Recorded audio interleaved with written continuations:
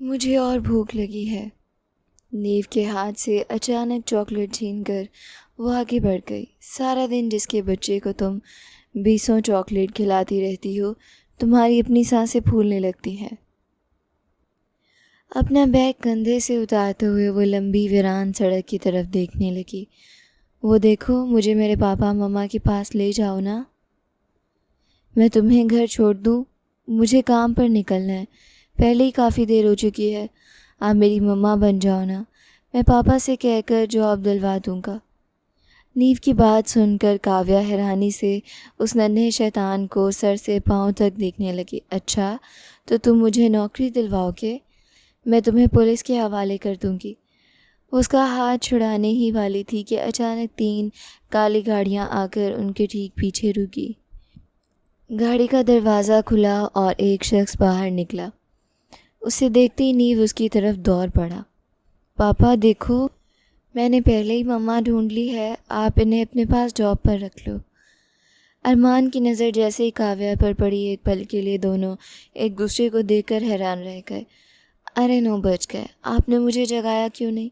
आज असाइनमेंट जमा कराने की आखिरी तारीख थी।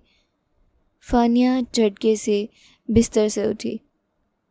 बड़ी दी, मुझे लगा आज तुमने छुट्टी ली है, इसीलिए मैंने नहीं जगाया। काव्या ने अपना ड्रेस उठाया और बाथरूम की तरफ बढ़ गई। आप यहीं रुकिए, मैं बस 2 मिनट में तैयार होकर आती हूँ। आप बस 1 कप चाय बना दीजिए। काव्या बाथरूम में गई ही थी कि जानवी ने बाहर से आवाज़ दी। काव्या। जी दी। बस अब ज़्यादा देर मत लगाना वरना चाय ठंडी हो जाएगी। तुम ये पैसे रख लो, कॉलेज में कुछ खा लेना। अरे नहीं दी, मुझे अभी नहीं चाहिए। आप अपने पास ही रखें। खाने का ख्याल आते ही उसके दिमाग में एक स्वादिष्ट सा एहसास ले उभरा, पर उसने मुस्कुराकर बात को आगे बढ़ा दिया। नहीं काव्या, इसे रख लो। सारा दिन भूखी रहोगी तो शुगर लेवल गिर जाएगा और फिर चक्कर आने लगेंगे मेरी जान। जानवी ने ज़बरदस्ती उसकी हथेली पर पैसे थमा दिए। हाँ हाँ रख लो, मुफ्त का माल समझकर उड़ा देना। अचानक आशीष के आने पर दोनों बहनें चौंक गईं। आशीष, क्या बात हो गई? हाँ देखो तो सही। जैसे पीछे से आते ही काव्या को भी एक बोरी थमा दी हो। माँ का होटल खोला हुआ है क्या इसके लिए, जो हर वक्त ऑर्डर चलता रहता है? पता भी है बाज़ार में दूध का रेट कितना है, और तुम हो के चाय बना बना कर पिलाए जा रही हो। ऊपर से अब ये पैसों की नई आदत डाल रही हो। आशीष ने दोनों बहनों को सख्त लहजे में सुनाना शुरू कर दिया। आशीष, काव्या ने कभी फजूल खर्ची नहीं की।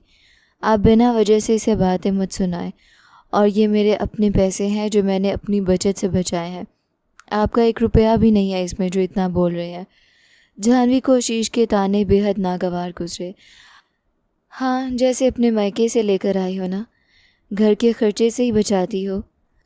आशीष अभी कुछ और बोलने ही वाला था कि काव्या ने बीच में बात काट दी। प्लीज़ आप दोनों मेरी वजह से मत झगड़ा कीजिए, मैं बिल्कुल ठीक हूँ। काव्या ने धीमी आवाज़ में कहा और बाथरूम का दरवाज़ा बंद कर दिया, पर वो जानती थी कि उसके जाते ही दोनों पति पत्नी में एक नया हंगामा शुरू होने वाला था। मिरर के सामने खड़े होकर उसने अपने चेहरे पर पानी के छींटे मारे तो अचानक से उसके आंसू भी छुप गए। ये कोई आज की बात नहीं थी। पिछले 1 साल से उसकी ज़िंदगी ऐसी ही हो गई थी। जब माँ बाप का साया सर से उठ जाता है तो बेटियों पर क्या बीतती है ये सिर्फ वही समझ सकती हैं। माँ बाप के जाने के बाद उसका कोई सहारा न था। मजबूरियों के आगे झुककर उसे अपनी बहन के घर आना पड़ा, जहाँ आशीष को उसका रहना एकांत न भाता था। वहीं दूसरी तरफ जानवी के देवर की भी उस पर गंदी नज़र थी। वो शादीशुदा था लेकिन उसके कोई संतान नहीं थी, इसलिए वो काव्या से शादी करने के पीछे पड़ा था। हालांकि घर में कोई बवाल ना हो इस वजह से वो अभी तक खुलकर सामने नहीं आया था। जानवी ने काव्या के रिश्ते के लिए 1-2 जगह बात चलाई थी, पर जैसे ही लोगों को पता चला कि लड़की को शुगर की बीमारी है, सब पीछे हट जाते। फिर भी जानवी ने हिम्मत नहीं हारी थी। वो असाइनमेंट जमा करवा कर बाहर निकली तो भूख के मारे उसका बुरा हाल था। सुबह भी खाना नाम मात्र का खाया था और अब धूप और गर्मी ने हालत और ख़राब कर दी थी। उसने पानी की बोतल निकाल कर घूंट भरा तो तेज़ धड़कते दिल को थोड़ा सुकून मिला। आंखें छलकने को थीं, पर उसने खुद को संभाल रखा था। कॉलेज में भी वो स्कॉलरशिप पर पढ़ रही थी, वरना आशीष का बस चलता तो कब का पढ़ाई छुड़वा कर घर बैठा देता। दिन में कॉलेज और रात को पार्ट टाइम जॉब करके वो अपना सारा खर्चा खुद उठाती थी। वो किसी पर बोझ नहीं बनना चाहती थी, लेकिन फिर भी रोज़ नए ताने सुनने पड़ते थे। काव्या, तुम यहाँ हो? मैं कहाँ कहाँ तुम्हें ढूंढ रही थी। संजना उसकी सबसे अच्छी दोस्त थी और उससे बेहद प्यार करती थी। वो हमेशा काव्या का दुख समझती थी। सब ठीक तो है ना? हाँ, बस ज़ोरदार भूख लगी है, चल कैंटीन चलते हैं। संजना उसे उठाने लगी तो काव्या ने मना कर दिया। नहीं संजना, तुम जाओ, मुझे लाइब्रेरी से कुछ ज़रूरी बुक्स इशू करवानी है। तो खाना खाते बातें कर लेंगे ना, चल मेरे साथ। वो ज़बरदस्ती उसे कैंटीन ले गई और पूछा, सच्ची बताओ, कोई बात हुई है क्या? घर पर आशीष भैया ने फिर कोई हंगामा खड़ा किया? वो समोसा, चाय और ड्रिंक्स की ट्रे लेकर टेबल पर बैठ गई। उनका तो रोज़ का यही काम है, काव्या ने आह भरते हुए कहा। पता नहीं कैसा मिजाज है उनका। एक बैंक में छोटे से पद पर हैं जनाब, लेकिन तेवर आसमान पर छू रहे हैं। पता नहीं कब सब्र आएगा उन्हें। संजना को आशीष के रवैये का अच्छी तरह पता था। काव्या ने भी आगे कुछ ना बोलना बेहतर समझा। काव्या, मुझे तुम्हारी तबीयत थोड़ी ख़राब लग रही है, चलो मैं तुम्हें घर ड्रॉप कर देती हूँ। लगता है तुम काफ़ी अपसेट हो। अरे नहीं बाबा, मैं बिल्कुल ठीक हूँ, तुम जाओ। काव्या के इंसिस्ट करने पर संजना सोच में पड़ गई। अच्छा 1 मिनट, ये चॉकलेट का पैक अपने पास रख लो, कहीं तुम्हारा शुगर लेवल लो ना हो जाए, इसे खा लेना। वो काव्या को गले लगाकर अलविदा कहकर चली गई। काव्या उसे बता नहीं सकी कि वो अंदर से कितनी टूटी हुई थी। उसे अपने दर्द को अपने अंदर ही छिपाना आता था। चॉकलेट का पैकेट बैग में डालकर वो बाहर निकली तो बस स्टॉप पर बेहद भीड़ थी। बस का इंतज़ार किए बिना वो पैदल ही चलने लगी। आशीष की वजह से जानवी उसे कैब के पैसे नहीं दे सकती थी और घर यहाँ से काफ़ी दूर था। उसने अपना बैग चेक किया तो अंदर 500 का नोट मिला, जो सुबह जानवी ने चुपके से डाल दिया था। जानवी अपनी बहन को बेहद चाहती थी। चल चल कर वो काफ़ी वीरान इलाके में आ गई। हे भगवान, मैं भी कितनी पागल हूँ, कहाँ निकल आई।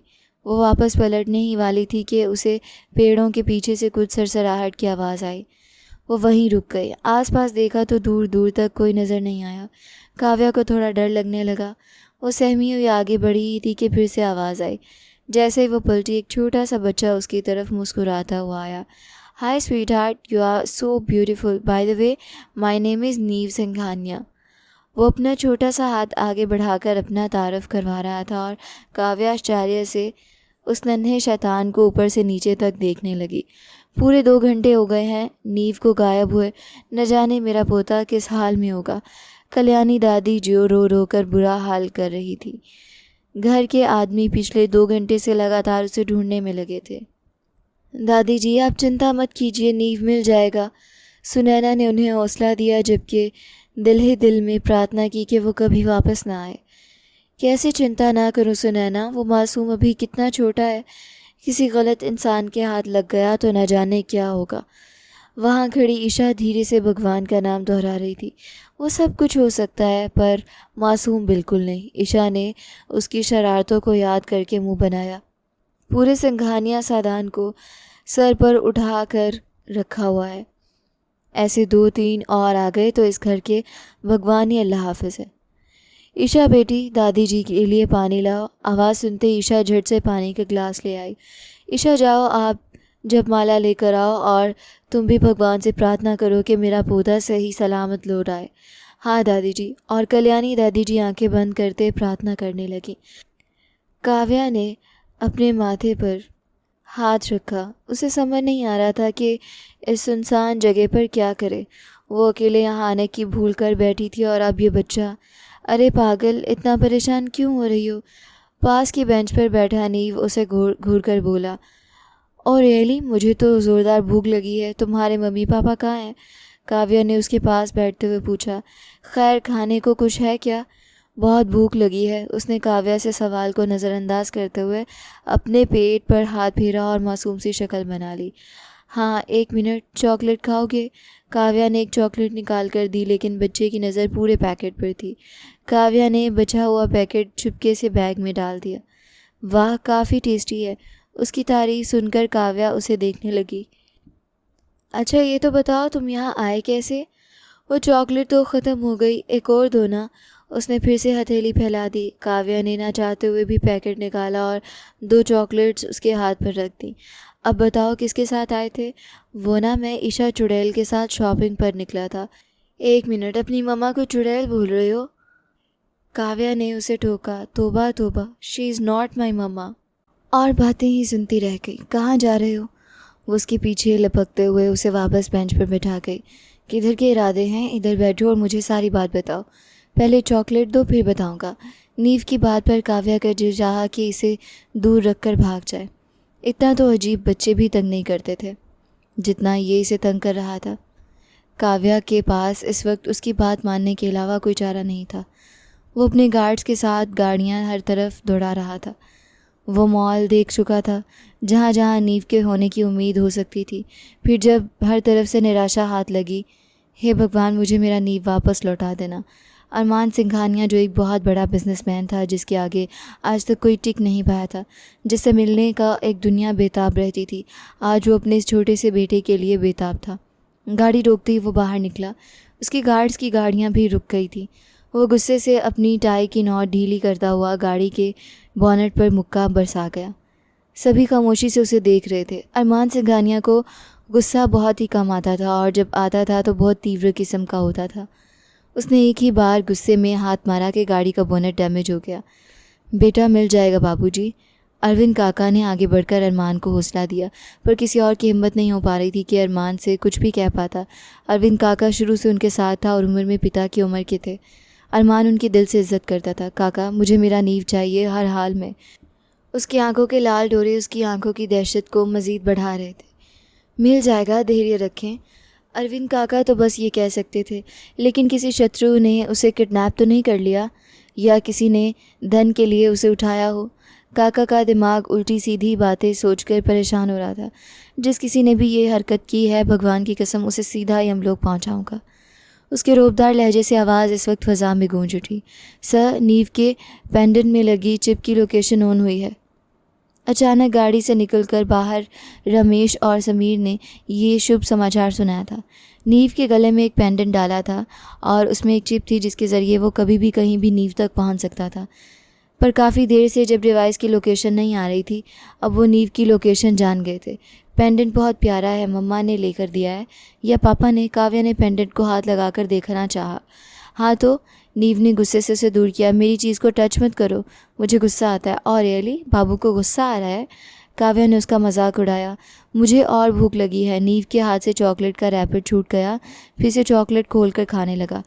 लो, ठूंस लो सारी की सारी, जिन के बच्चे हो तुम। ये 20वीं चॉकलेट है तुम्हारी।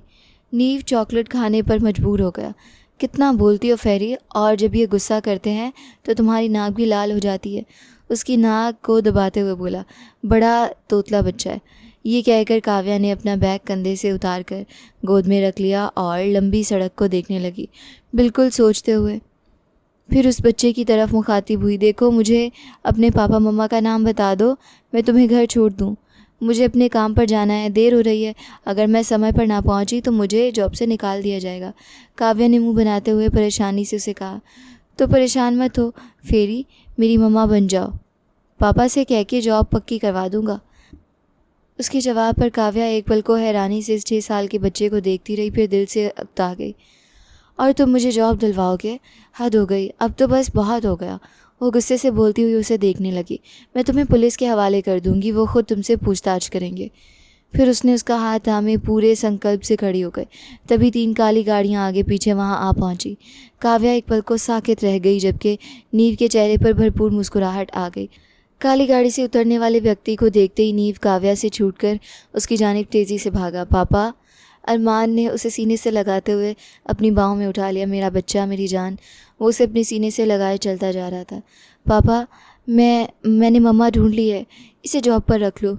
नीव की बात पर अरमान एक पल को आसमान की तरफ देखने लगा, फिर नीव के इशारा करने पर उसकी निगाह काव्या पर जा टिकी। काव्या को देखते ही उसकी काली आंखों में सारी दुनिया जैसे ठहर गई। सुंदर लड़की को वहाँ देखकर उसने माथे पर बल डाले।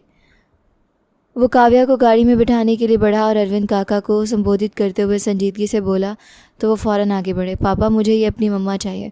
बेटा आप चलो, मैं आ रहा हूँ, अरमान ने संजीदगी से कहा तो वो काव्या की तरफ घूमने लगा। उसे देखते हुए काव्या थोड़ी उलझी। काव्या नाम है मेरा, क्या आपके पास कोई कैंडी होगी? ये कहते हुए उसने अरमान के सामने हाथ फैलाया। क्या करूँ आपके बेटे का? मेरी सारी चॉकलेट्स खा गया। अब अगर मेरी शुगर लो हो गई तो मैं क्या करूँगी? एक कैंडी दे दें आप। अरमान को लगा न जाने ये कैसी लड़की खड़ी है। वो उसकी बात को मजाक समझता हुआ नफ़ी में सर झटक कर वहाँ से अपनी गाड़ी की जानिब बढ़ गया। अजीब बंदा है। धन्यवाद अदा भी नहीं किया। वो दूर होते हुए बोली, भलाई का ज़माना तो रहा नहीं है, पर अगर गंगा में डालो तो वो भी। वो सर झटक कर अपने रास्ते चल पड़ी। अरविंद काका की नज़रों से दूर तक तकती वो काफ़ी आगे जा चुकी थी। अब गाड़ी में बैठते ही नीव को अपनी गोद में उठा लिया। ड्राइवर ने गाड़ी स्टार्ट कर दी। दादी जी। वो जैसे ही सिंघानिया सादान में प्रवेश हुआ, कल्याणी दादी जी के पास पहुंचा। मेरा बच्चा, मेरा पोता आ गया। कल्याणी दादी जी तो जैसे जी उठी थी। आपने मुझे मिस किया? दादी जी के गाल चूमता हुआ वो बोला। दादी जी का बुरा हाल था। नीव के लिए इतना ज़्यादा रोई थी। सुनैना देखो इसे, वो उसे प्यार करते हुए बोली तो वो उनके साथ हाथ झटक गया। नीव, शाइस्तता से बात करो बेटा। कल्याणी दादी जी ने उसे टोका और वो सुनैना और ईशा को घूर ही रहा था। रहने दे दादी जी, मासूम बच्चा है, घर आ गया है। सुनैना ने मुस्कुराकर ये बात ख़त्म करनी चाहिए, फिर नीव ने ही बात को ख़त्म कर दिया। ओहो, वो वहाँ से हटते हुए अपने कमरे की जानिब बढ़ने लगा। खैर, अरमान ने उसे रास्ते में ही रोककर अपनी बाहों में भर लिया। मेरा चैम्प, कहाँ जा रहा है?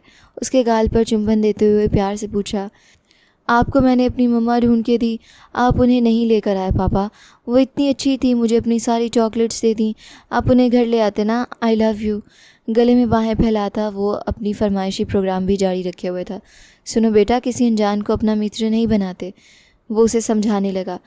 बट पापा, मैंने तो मम्मा बनाया है।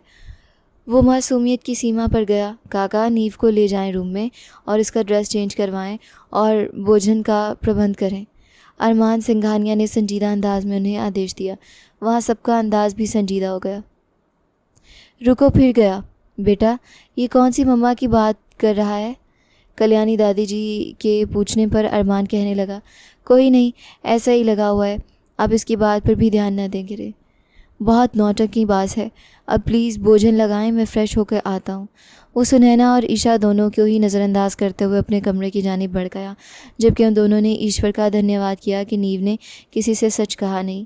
काव्या इस वक्त कैफ़े में मौजूद थी और एक टेबल पर ऑर्डर सर्व करती वापस काउंटर पर आई तो एकदम चकरा सी गई। I am okay. इरम ने उसे फ़ौरन कलाई से थामते हुए वापस खड़ा किया। बस वहीं चकरा गई।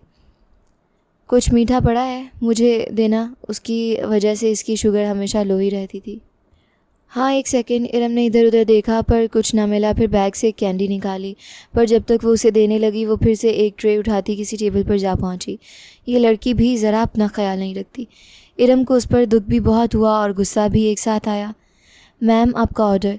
वो मुड़ने लगी कि एकदम चक्कर आने पर वो पीछे की तरफ लड़खड़ाई, एक व्यक्ति से जा टकराई और वहीं से फ़ौरन उसकी बाहों में जा गिरी। उसके सामने बैठे दो लोग आश्चर्य से ये मंज़र देखने लगे।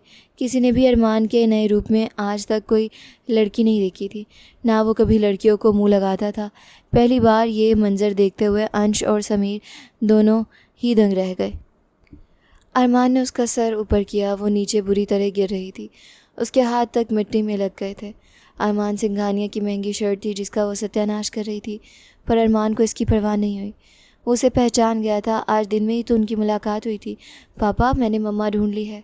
अरमान के साथ चिपकी हुई अपनी दोनों बाहें उसकी गर्दन में डाले वो उसे अजीब से एहसास से दो चार कर रही थी। अरमान को अपने दिल की धड़कन पर काबू पाना मुश्किल लग रहा था। इरम भागते हुए अरमान तक पहुंची। काव्या। काव्या का चेहरा थपथपा रही थी, पर काव्या चाह कर भी आंखें नहीं खोल पा रही थी। अजीब सी स्थिति हो रही थी। हे भगवान, प्लीज़ इन्हें रूम में ले चलेंगे, शायद इनकी शुगर लो हो गई है। फिर वो परेशानी से अरमान से रिक्वेस्ट करने लगी। अरमान ने एक नज़र उस पर फिर समीर पर डाली, जो पूरी तरह उसके आश्रय में बेहोश पड़ी थी। अगले ही पल न जाने क्या दिल में समाई कि वो उसे बाहों में उठाकर उस स्थिति से बाहर निकालने लगा। इरम परेशानी से पीछे भागी। सर, आप कहाँ ले जा रहे हैं? समीर भी पीछे ही लग गया। इन्हें हॉस्पिटल ले जाना होगा, आप इस तरह चलें। अरविंद काका ने उसे पिछली सीट पर लटाया तो इरम इस बात में सर हिलाती, अंदर मैनेजर को बताकर सारा सामान लाती, जल्दी से वापस पलट आई। कुछ ही देर में वो हॉस्पिटल में था और डॉक्टर हिदायत दे रहे थे, जिसे वो चुपचाप सुन रहे थे। इनकी शुगर ख़तरनाक सीमा तक लो हो गई है, इसमें जान जाने का भी ख़तरा था। धन्यवाद करें, आप इन्हें समय पर हॉस्पिटल ले आए। इनका बहुत ख्याल रखें, थोड़ी देर में होश आ जाएगा, उसके बाद आप इन्हें ले जा सकते हैं। डॉक्टर ये कह के चले गए, जबकि इरम अरमान की जाने मुड़ी और बोली, thank you so much sir, आपने हमारी इतनी मदद की। फिर इरम ने काव्या की तरफ देखा। आपको भी अपनी फ्रेंड का ख्याल रखना चाहिए था, ऐसे ही है, ये अपना ख्याल बिल्कुल नहीं रखती। फिर उसके लहजे में काव्या के लिए प्रेम और चिंता दोनों थी। ये देखते ही समीर को इरम का स्वभाव अच्छा लग रहा था। आप चिंता न करें, आपको घर छोड़ देंगे। आपकी दोस्त को होश आ जाए तो घर जाने का प्रबंध करते हैं। अरे नहीं, हम चले जाएंगे, आपने इतना कर दिया बहुत है। इरम ने सहायता से इनकार किया। ये मेरा कार्ड रख लें, अगर किसी भी तरह की मदद की ज़रूरत हो तो प्लीज़ कांटेक्ट कीजिएगा। अपना कार्ड थमाते हुए समीर दोस्तों के साथ बाहर निकल गया। साहब, यह लड़कियां लगती हैं, तो मुझे लगता है कि इस वक्त हमारा इन्हें यहाँ हॉस्पिटल में अकेले छोड़ना उचित नहीं रहेगा। समीर की बात पर अरमान और अंश दोनों गर्दन मोड़कर उसे देखने लगे। नहीं, मेरा मतलब है कि मैं रुक जाता हूँ, इनके घर छोड़ दूंगा। समीर ने अपना सर खुजाते हुए कहा। सीधी तरह कहो ना, लाइन मार रहे हो। अंश ने उसे घूरने से नवाजा। बिल्कुल भी नहीं यार, मैं कह रहा हूँ कि अच्छी और साबिया लड़कियाँ लग रही हैं, इनकी मदद कर देता हूँ, जैसे तुम लोगों की मर्ज़ी। कोई समस्या नहीं। अरमान ने बात को ख़त्म करते हुए अपनी गाड़ी की जानिब कदम बढ़ाए। घर में रात के 9 बज रहे थे। अभी तक तुम्हारी बहन का कोई पता नहीं है कि वो कहाँ है। कोई ख्याल है कितनी दफ़ा कहा है 9 बजे से पहले पहले इसको बोलो घर आ जाए। कौन सी ऐसी नौकरी कर रही है? जानवी ने अपना माथा मसला। वो मुसलसल काव्या को कॉल कर रही थी, लेकिन काव्या फ़ोन नहीं उठा रही थी। वो बहुत ज़्यादा परेशान थी। तभी बाहर दरवाज़े पर बेल हुई। जी, शायद आ गई। जानवी जल्दी से दरवाज़े की जानिब गई। दरवाज़ा खोला तो काव्या को थामे अंदर की जानिब बढ़ी, जबकि समीर वहीं गाड़ी में बैठा रहा। काव्या, क्या हुआ? ठीक तो होना? जानवी एकदम परेशानी से बोली। दी, काव्या की शुगर लो हो गई थी तो थोड़ा सा तबीयत ख़राब हुई, हम हॉस्पिटल ले गए थे, अब शुगर ठीक है। हे भगवान, ठीक है। ये आप चीज़ें पकड़े, मैं चलती हूँ, बहुत देर हो गई। फिर इरम ने समीर को इंतज़ार करते देखा तो फ़ौरन से चीज़ें थमा दी। काव्या, अपना ख्याल रखना, और अगर तुम्हें ठीक ना लगे तो कल काम पर आने की ज़रूरत नहीं। फिर अरमान के दोस्त का दिया हुआ कार्ड भी उसके सामान में डाल दिया और वो बाहर आ गई, जहाँ समीर उसका वेट कर रहा था। आपका धन्यवाद, आपने हमारी इतनी मदद की। समीर को वो लड़की पहली नज़र में ही भाग गई थी, पर अभी बताने से तो रहा। कोई समस्या नहीं, उसने अपना फ़ोन नंबर ज़रूर दिया ताकि वो कभी भी उससे बात कर सके। किसी भी चीज़ में हेल्प चाहिए तो दोनों तरफ से संपर्क बना रहे। जहाँ जानवी परेशान हो रही थी, मज़ीद बातें करने का मौका मिल गया। अगर नहीं हिम्मत है तो नौकरी छोड़ दे, पढ़ाई हमारे सर पर एहसान ना करे।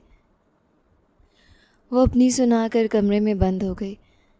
दी, आ जाए, मैं ठीक हूँ। काव्या एक तरफ टिक गई। अपना ख्याल रखो, मैं खाने को कुछ लाती हूँ। अच्छा। काव्या की आंखों से आंसू बहने लगे, मगर वो अभी रोई नहीं थी। अभी भूख नहीं है, बस सोने का दिल कर रहा है। वो करवट बदल गई तो जानवी चुपचाप उठकर चली गई।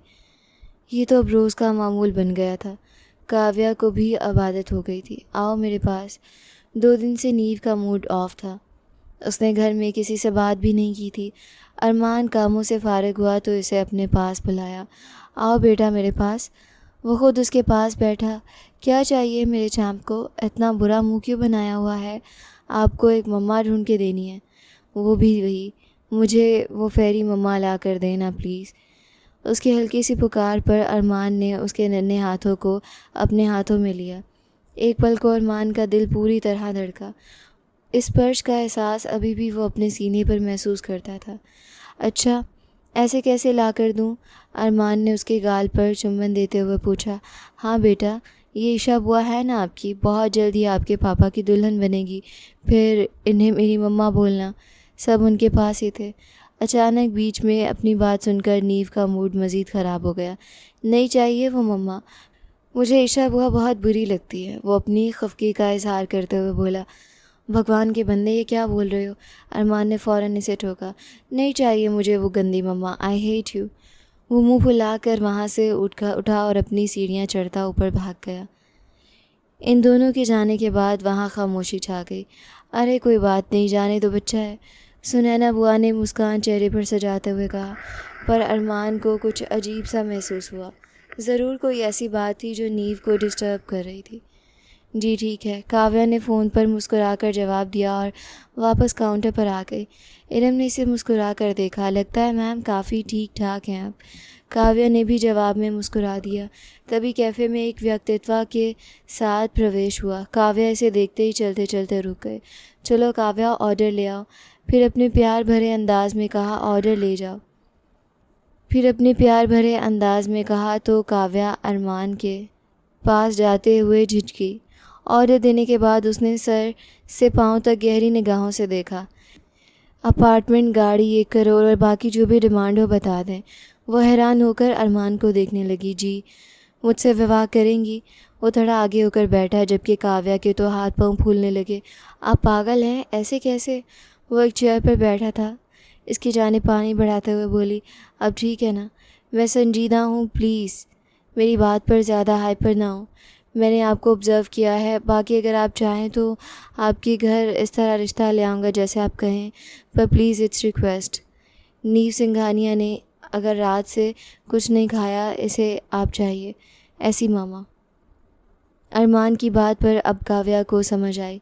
तो अब अपने बेटे के लिए विवाह करना चाहते हैं, यही समझ लें। मैं नीव सिंघानिया के लिए कुछ भी कर सकता हूँ। अरमान के लहजे में जो विश्वास था, काव्या भी सोच में पड़ गई। अरमान की दी गई ऑफ़र्स बहुत अच्छी थी। अगर ऐसा हो जाता तो उसकी बहन और उसके बच्चों की ज़िंदगी संवर जाती। आपने जो भी कहा वो सब आप देंगे? काव्या ने सांस रोककर पूछा। अरमान ने एक नज़र इसे देखा। इसे लगा था कि ये लड़की आम लड़कियों से अलग होगी और इसके बाद ये बात सुनकर अरमान को अफसोस हुआ। हाँ, ये सब कुछ दूंगा। काव्या को उसकी अपनी मजबूरी काफ़ी कुछ स्वीकार करवाती, पर वो डर रही थी। इरम ने इन दोनों के पास खड़े होकर सारी बातें सुन ली थी। ये काव्या के घर का एड्रेस है, आप आज ही इस तरह रिश्ता लेकर जाएं। इरम ने एक पेज पर एड्रेस लिखकर उन्हें दिया तो अरमान ने काव्या की तरफ उन्हीं नज़रों से देखा जो माथे पर आया पसीना पोंछते हुए इसे देख रही थी। ठीक है, मैं दी से बात कर लूँगी, आप आ जाएं। लेकिन एक बात मैं क्लियर कर देना चाहती हूँ, अगर सिर्फ आप अपने बेटे के लिए शादी कर रहे हैं तो हमारे बीच कोई संबंध नहीं बनेगा। काव्या जो इसे कहना चाह रही थी वो बहुत अच्छी तरह समझ गया। ज़रा सा वो झुका, काव्या के करीब हुआ और बोला, ये हम बाद में डिसाइड करेंगे। वो अपनी बात कहकर उतना ही बाहर निकलता चला गया। कितना अजीब बंदा है ये। काव्या ने अपनी रुकी हुई सांस बहाल की। जो भी है, आया तो हमारी किस्मत चमके यार। ये बहुत बड़ा बिजनेसमैन है, इसकी करोड़ों की संपत्ति है और वो तुमसे इस कैफ़े में बैठकर शादी का प्रपोज़ल ले गया। वाह, ठीक है, फिर तुम्हारे लिए लकी साबित हुआ है ना। फिर काव्या ने इसे गले से लगाकर कहा। मालूम नहीं क्या और क्या होने लगा था। वो अभी भी कश्मकश का शिकार थी। अरमान, ये आप क्या कह रहे हैं? आप उस लड़की से विवाह करके लाना चाहते हैं जबकि ईशा आपकी मंगेतर है? प्लीज़ मम्मा जी, ईशा के नाम से भी नीव चिढ़ खाता है। ओह, आप चाहते हैं कि ईशा से विवाह करके मैं नीव को वो स्थान दूँ? असंभव। मम्मा, आप प्लीज़ नीव की खुशी की खातिर मेरे साथ चलें। मैं 2 दिन में उस लड़की को घर वालों से विवाह की बात करने के ख़याल से मिलकर आता हूँ ताकि ये खुशखबरी सुना सकूँ। अरमान अपनी बात कहकर बाहर निकल गया जबकि कल्याणी दादी जो ईशा को पता चला तो उन्होंने खूब हंगामा मचाया। और वो भी क्या करती, सारी बात उन्हें मालूम थी और नीव की खुशी की खातिर ही अरमान इतना बड़ा कदम उठा रहा था। काव्या, ये तो बहुत अमीर लोग हैं। काव्या ने अंदर आते हुए जाह्नवी को तैयार होते देखा। जानती हूँ, अभी बस आप प्रार्थना करना सब ठीक हो। काव्या पहले ही नर्वस थी, अंदर जाने से घबरा रही थी, पर कल्याणी जी ने इसे पास बैठा लिया। बहुत प्यार से उसके हाथ में अरमान के नाम की अंगूठी पहना दी। जाह्नवी तो रिश्ते के हिसाब से अपने दिल की धड़कनों को अपनी जगह से डोलते हुए महसूस करने लगी। नीव ने बिना किसी की परवाह किए काव्या के पास आते से गले लगा लिया। मेरी फेरी मम्मा, मैंने कहा था ना आपको मम्मा बनाऊंगा, देख लिया। उसका चेहरा देखते ही नीव खुश हुआ जा रहा था। काव्या ने इसे गौर से देखा, जो अभी तो काफ़ी शराफत से बैठा था, पर वो जानती थी कि यह बच्चा पूरी क़यामत है। बेटी, अगर हमें इस शुक्रवार की तारीख दें तो विवाह भी, जानवी ने नहायत समर्पित भाव से कहा, जबकि आशीष और अरमान सिंघानिया दूसरे रूम में थे। जी, मैं आशीष से पूछ के आपको बता देती हूँ। इकलौती बहन है मेरी, कुछ अरमान हैं हमारे भी। यूँ अचानक जानवी ने स्नेहा से काव्या को देखते हुए कहा, जी बिल्कुल, आप अपने सारे अरमान पूरे करें, लेकिन जो है उसमें कुछ भी देने की ज़रूरत नहीं। भगवान का दिया हमारे पास सब कुछ है। कल्याणी दादी जी की बात पर ही जानवी ने काव्या को गले से लगा लिया। देर से ही सही, लेकिन काव्या के नसीब बहुत अच्छी जगह खुल रहे थे। आशीष और अरमान के अंदाज और उसकी बात पर वो काफ़ी प्रभावित नज़र आ रहा था, इसलिए उन्होंने स्वीकार कर दी, विवाह की तारीख निश्चित कर दी। आपने अच्छा नहीं किया दादी जी, मेरी बेटी का हक मारकर आप किसी और को सिंघानिया साधन की बहू बना रही हैं। मेरी बेटी का क्या दोष? सबीना जी ने आंसू बहाते हुए कल्याणी दादी जी से पूछा, ये सब हम नीव की खुशी के लिए कर रहे हैं। सब बेहतर होगा तुम भी इस बात को समझो, क्योंकि नीव ही हम सबकी पहली प्राथमिकता है। ठीक है, और ईशा को इतने दिन हो गए आते हुए, क्या वो नीव का दिल नहीं जीत सकी? नहीं, छोटा सा बच्चा है, वो अपनी ममता और प्रेम से नीव के दिल में अपना नाम बना सकती थी। लेकिन शायद तुम्हें बुरा लगे, मगर सच ये कि ईशा ने बिल्कुल कोई कोशिश नहीं की वो इस बच्चे के दिल में अपने लिए ज़रा सी भी जगह बना सके। बल्कि नीव उल्टा उससे बुरी तरह नफ़रत करता है, और ऐसे हालात में हम नीव को कोई मानसिक कष्ट नहीं देना चाहते। कल्याणी दादी जी ने चंद शब्दों में ही बात पूरी कर दी। अब सबीना जी के पास कहने को कुछ भी नहीं बचा था। शुक्रवार के दिन शुभ मुहूर्त में विवाह की सभी रीति रिवाज संदान संपन्न हो गए, और स्त्री धन में 1 करोड़ की राशि सुनकर सब दंग रह गए। पर विदाई से पहले अरमान ने काव्या के लिए 1 करोड़ का चेक, अपार्टमेंट के कागजात और साथ ही गाड़ी की चाबी अंदर भिजवा दी। वो अपनी ज़ुबान का पक्का था। काव्या ने ये सब किया है? जानवी ने हैरत से पूछा। आप रखें इसे दी, नशा और उम्र का भविष्य के लिए उसने सब कुछ अपनी बहन के हवाले कर दिया। आशीष चुपचाप इसे देखता रहा। आशीष भैया, आपने इतना समय मेरा ख्याल रखा, अपने घर में रहने दिया, ये उपकार मैं कभी नहीं भूलूंगी। मैं जानती हूँ आप बोलने के कड़वे हैं, पर आपका दिल साफ़ है। आपके गुस्से के पीछे भी चिंता है। अगर मुझसे कोई भूल चूक हो गई हो तो मुझे क्षमा कर देना। वह नम आंखों के साथ आशीष के पास खड़ी धीमे लहजे में बोली। उसने शर्मिंदगी से अपनी नज़रें झुका ली और अपना दिल बड़ा कर दिया। काव्या के सर पर आशीर्वाद का हाथ रखा। जानवी की नम आंखों में आंसू झिलमिलाने लगे। विदाई के समय काव्या और उसकी बहन एक दूसरे से लिपटकर रोने लगी। जानवी ने उसे तसल्ली देते हुए विदा कर दिया। उसके जाने से जैसे घर बेरौनक सा लगने लगा। आशीष को भी अपनी ज़्यादतियाँ याद आ गई थी, पर वो बहुत बड़े दिल का मालिक निकली और जाते जाते वो कर गई जो किसी ने सोचा तक नहीं था। सिंघानिया सादान में काव्या का भव्य स्वागत हुआ। नीव अपनी दोस्त के आगे पीछे घूम रहा था। फेरी मम्मा, मैंने हम दोनों के लिए ढेर सारी चॉकलेट्स मंगवाई हैं। हमारे रूम में आज हम मिलकर पार्टी करेंगे। वो इसी बात की प्लानिंग कर रहा था। ईशा और सबीना उन्हें जल भुनकर देख रही थी। काव्या का रूप और उसकी ग्रीमय व्यक्तित्व जैसे ईशा को कांटों पर लौटा रही थी। बाहर से उसने चेहरे पर मुस्कान सजा रखी थी, पर दिल में बेहद गुस्सा था। अरे नीव बेटा, कहाँ लेकर जा रहे हो काव्या को? कल्याणी दादी जी ने उसे पुकारा। अपने रूम में, अब मेरी मम्मा मेरे साथ रहेंगी। नीव बड़े हक से ये बात कह रहा था। कल्याणी दादी जी ने एक नज़र अरमान सिंघानिया को देखा। ले जाने दो। अरमान की आज्ञा मिलते ही काव्या ने एक नज़र उठाकर उस आकर्षक व्यक्ति को देखा। फिर न जाने क्यों दिल चाहा कि उसे फिर देख ले। क्या कोई लड़की ऐसे विवाह के बाद सोच सकती है? और भगवान ने इस शख्स को काव्या का नसीब बना दिया था। काव्या अपना धड़कता दिल संभालते हुए नीव सिंघानिया के साथ उसके रूम की जानिब बढ़ गई। नीव ने आज अपना रूम क्या ही सुंदर सजाया था। वहाँ कैंडीज़, बॉल्स, चॉकलेट्स और स्नैक्स के अंबार लगे थे। ये सब क्या है? काव्या ने हैरानी से उसे देखा। ये सब आपके वेलकम के लिए, और ये बहुत बड़ा टेडी बियर भी लेकर आया हूँ। वो उसे उठाकर काव्या को थमाने लगा।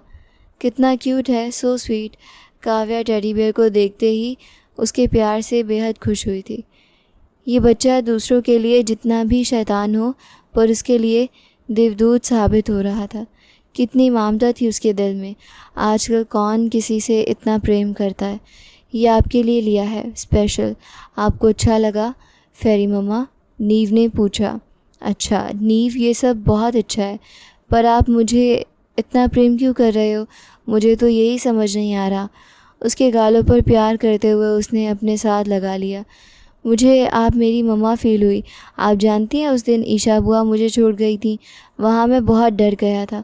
भगवान से प्रार्थना की कि मुझे एक फेरी मम्मा मिल जाए तो मेरी हेल्प करें।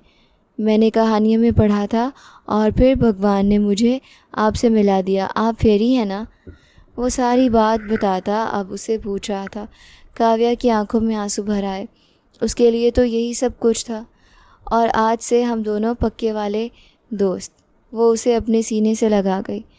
नीव खुशी से उछलने लगा और काव्या मुस्कुराते हुए उसे देख रही थी। अच्छा, अब आप मुझे ये बताएं कि आप यहीं रहेंगे मेरे पास? बस आपने ईशा बुआ से बचकर रहना है। नीव, बुरी बात है, किसी को यूँ नहीं बोलते। वो उसे समझाने लगी। फेरी, आप नहीं जानती, वो बहुत ख़राब हैं। वो उछलते उछलते थक गया। अरे याद आया फेरी, मेरे मोबाइल में एक नई गेम इंस्टॉल की है मैंने, आइए मिलकर खेलते हैं। वो उसके साथ बिस्तर पर कंफर्टेबल होकर बैठ गई और गेम खेलने लगी। साथ में मौजूद खाने पीने की तमाम वस्तुओं पर भी आनंद ले रही थी। दोनों के कहकों और हंसी की गूंज पूरे महल तक सुनाई दे रही थी, लेकिन किसी को अंदर जाने की आज्ञा नहीं थी। ईशा गुस्से में अपने कमरे में चक्कर लगा रही थी। देख लिया ना, ले गई ना वो आम सी लड़की बाजी। अब क्या करूं? वो गुस्से में बोलने लगी। तुमसे ये बच्चा संभाला नहीं गया। ईशा, क्या ही करूं मैं तुम्हारा? भाभी, अब तो बस रहने ही दे, सबीना ने कहा। देखें, इस बच्चे के पीछे लगा दिया मुझे। अरमान को अपने जाल में उतारने देती तो आज 5 साल पहले इस लड़की की जगह मैं होती। ईशा गुस्से से भूल रही थी। बस अब शांत हो जाओ और यहाँ से जाने की तैयारी पकड़ो, सबीना सर झटकते हुए कहने लगी। ऐसा कैसे जाने के लिए? अरमान उस लड़की को नीव के लिए लाया है। वो नीव के रूम में ही है, मतलब अरमान के पास जगह तो अभी भी खाली है ना। इससे पहले कि वो लड़की उस जगह तक पहुँचे, ईशा उस जगह को अपना बना लेगी। उनकी ये सारी बातें सुनते ही सबीना ने प्रश्नवाचक नज़रों से देखा, जिस पर वो बस एक शैतानी मुस्कान दे पाई। नीव खेलते खेलते न जाने कब नींद की आगोश में चला गया। पता ही न चला, रात काफ़ी हो गई। काव्या ने नीव को बहुत एहतियात से एक तरफ तकिया लगाकर लटा दिया। उसका मासूम चेहरा चूमते हुए उसकी सारी चीज़ें समेटती और उसे कंबल ओढ़ा दिया। उसका अपना पल्लू सर से उतर गया था, थकान भी छा चुकी थी। अब कहाँ सोए? वो बहुत बेचैन हो रही थी। उसके पास तो बच्चे के रूम में सब नीव की ही चीज़ें और कपड़े थे, लेकिन उसके अपने कपड़े अरमान के रूम में थे, और उसके कमरे में जाने का सोचकर ही काव्या का दिल घबराहट से तर होने लगा। पर इतने हैवी लहंगे में सोना भी तो असंभव था। वो दिल बड़ा करती बाहर निकली तो सब जगह सुनसान था, सभी लोग सोने जा चुके थे। क्या करूं? अरमान का कमरा कहाँ होगा? वो सर पर हाथ रखी सोचते हुए सामने वाले कमरे की तरफ बढ़ी। वो कमरे में प्रवेश करने ही वाली थी कि अचानक कमरे का दरवाज़ा खुला। अंदर का मंजर देखकर काव्या के पांव तले से ज़मीन निकल गई। दरवाजे पर दस्तक हुई तो अरमान ने अपने बाल दुरुस्त किए। वो शर्ट पहनने लगा और आने वाले को अंदर आने की आज्ञा दी। उसे लगा काव्या होगी, फिर सामने ईशा को देखकर अरमान के माथे पर अनगिनत बल पड़ गए। तुम इस वक्त? ईशा फ़ौरन बोली, जी मुझे नींद नहीं आ रही थी, सोचा आपसे बात कर लूं, क्योंकि दिल पर एक बोझ है। कैसा बोझ? और प्लीज़ जो भी बात करनी है सुबह करना, अभी उचित नहीं है। जाओ यहाँ से, वो संजीदा लहजे में कहता रोका। इसी लम्हे ईशा ने उसे पीछे से अपनी बाहों में भर लिया। ये चंद लम्हों के लिए अरमान के लिए बहुत अजीब था। इसी पल काव्या अंदर प्रवेश हुई। अरमान फ़ौरन उसकी जानिब पलटा। अभी वो कुछ कहने ही वाला था कि काव्या को दरवाजे में मूर्ति बना साकित खड़ा देखा। मैं जानती हूँ इस लड़की से विवाह आपने अपनी मर्ज़ी से नहीं किया, नीव की खुशी की खातिर किया है, और आपकी खुशी मुझसे है। अरमान, विश्वास कीजिए, मैं आपको खुश रखने के लिए तैयार हूँ। वो ज़रा सा ऊपर हुई और अरमान के होठों तक पहुंचने की कोशिश करने लगी। कुछ दुशास करती इससे पहले ही अरमान ने उसे पीछे धकेल दिया। वो गिरते गिरते बची। स्टे अवे, वो दहाड़ती आवाज़ में बोला तो दरवाजे पर खड़ी काव्या भी सहम गई। ईशा कुछ कहती इससे पहले दरवाजे में खड़ी काव्या पर उसकी निगाह पड़ी। वो एक नज़र अरमान को देखती और फ़ौरन वहाँ से बाहर भाग गई।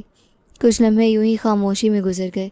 काव्या ने हिम्मत करते हुए अंदर आकर अपने आंसू अपने अंदर उतारे और अरमान को देखा। मैं अपना ड्रेस लेने आई थी।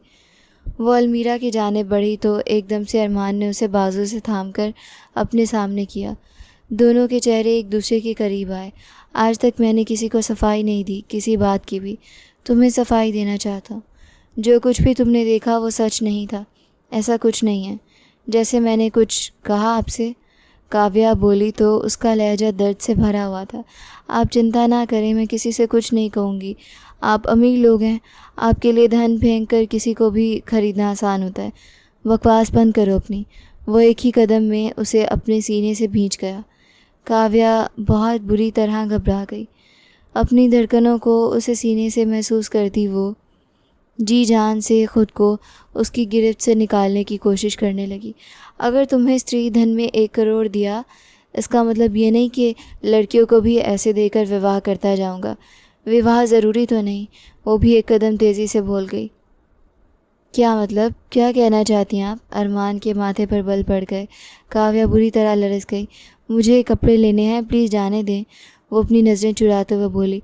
आपको लगता है मैं किसी भी लड़की के साथ ऐसी हरकत कर सकता हूँ? इतना गिरा हुआ समझती हैं मुझे आए हुए अभी कुछ ही समय हुआ है। मेरा कुछ भी समझने से आपको क्या फ़र्क पड़ता है? आप अमीर इंसान हैं, मैं एक गरीब लड़की। आप अरमान सिंघानिया की पत्नी हैं, समझी? उसने एकदम उसकी बात काटते हुए दांत भींचे। वो उसका चेहरा हाथ की हथेली में लेते हुए बोला। एकदम फिर उसके गाल पर अत्यंत नर्म स्पर्श महसूस हुआ। अरमान के अंदर के भाव जाग उठे। जी, मैं जाऊं? वो डरते डरते बोली। अरमान होश में आया, पीछे हटकर उसे जाने का इशारा किया। काव्या जल्दी से अलमीरा से ड्रेस निकालकर रूम से बाहर जाने लगी, मगर अरमान की पुकार पर फिर रुक गई। यही ड्रेस चेंज करो, मैं बाहर जा रहा हूँ। काव्या ने कुछ आश्चर्य से उसे देखा। मैं नीव के रूम में ही सोऊंगी। मैं हर बात दोहराने का आदी नहीं हूँ। नीव के साथ सारा दिन बिताएं, जो चाहे मर्ज़ी करें, लेकिन रात को मुझे तुम यहाँ चाहिए हो। समझ रही हैं मेरी बात? ड्रेस चेंज करें और अब बिस्तर पर आएँ। मैं वेट कर रहा हूँ। क्या करेंगे? काव्या ने सीधा उसे देखा। अरमान फिर से उसकी जानिब पलटा। मेरा इरादा तो सोने का है। अगर आपने जागते रहना है तो बता दें। उसके नज़दीक होकर उसने संजीदगी से बोला। काव्या झट से ड्रेस लेकर बाथरूम में बंद हो गई। अरमान मुस्कुराता हुआ कमरे से निकला। नीव के रूम की तरफ चक्कर लगा कर आया। वो अच्छे से नीव को कंफर्टेबल करके अपने रूम में वापस आ गया, जहाँ काव्या बिस्तर में दुबकी हुई थी। अरमान ने लाइट्स ऑफ करते हुए ख़ुद भी बिस्तर की जानिब कदम बढ़ाए। हे भगवान, इनके साथ एक ही कमरे में कैसे सोऊंगी? अरमान के साथ आकर लेटने पर वो अपना सांस रोके रही, और जब अगले ही पल उसने काव्या को अपने करीब करते हुए उसकी पीठ अपने सीने से लगा ली तो काव्या का दिल हलक में आ गया। उसने उसकी गर्म सांसों को अपनी गर्दन पर महसूस करते हुए मुंह खोलकर गहरी सांस लेने लगी। अरमान ने माथे पर बल डाले उसे अपनी तरफ मोड़ा और पूछा, क्या शुगर के साथ सांस की बीमारी भी है? अब भगवान ना करे, क्या बोल रहे हैं? वो घबरा कर उसे देखने लगी। रोमांटिक मूड गया भाड़ में।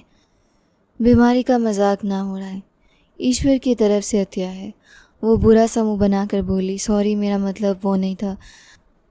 आप इतनी गहरी सांसें ले रही थीं कि मुझे डर लगा दिया। अरमान ने उसका सर अपने बाजू पर रखा, तब उसके चेहरे को देखते हुए बोला, क्या हुआ, इतनी परेशान क्यों हो? उसका सर अपने बाजू पर टिका कर वो उसकी जानिब देखने लगा। दोनों के चेहरे एक दूसरे के करीब तर हुए। अरमान ने उसके चेहरे को प्रेम से छुआ तो काव्या रुक गई। हमारे बीच कुछ तय नहीं हुआ था, आप ये सब नहीं कर सकते। इसके बाद फिर अरमान ने उसे देखा। ऐसा कुछ तय नहीं हुआ था। वो उसकी शर्ट को ऊपर से सहलाते हुए उसकी बेली बटन को मुट्ठी में भर गया। उफ, इतनी सॉफ्ट हो यार। उसके अंदर भी भावनाओं ने अंगड़ाई ली।